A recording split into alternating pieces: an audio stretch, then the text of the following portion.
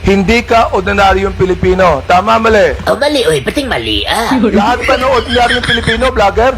Sa una, dili pa. Pero karon, wari ka kabantay, vlogger naman tanan. Tanga, yun, oy.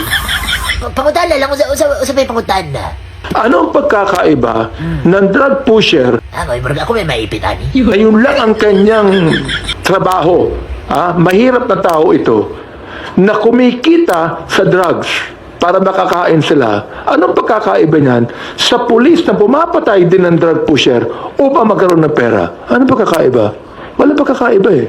Ari ka na si Piat, naku kikalainan, uy. Siyempre, ang ganang drug pusher, mura mo na siyang anay. Nakanyang gubon ba? Ang pulis nga ni patay yung pusher, mura po na siyang sulignom. Dakong kalahian, uy. Oh, no, no, no, no.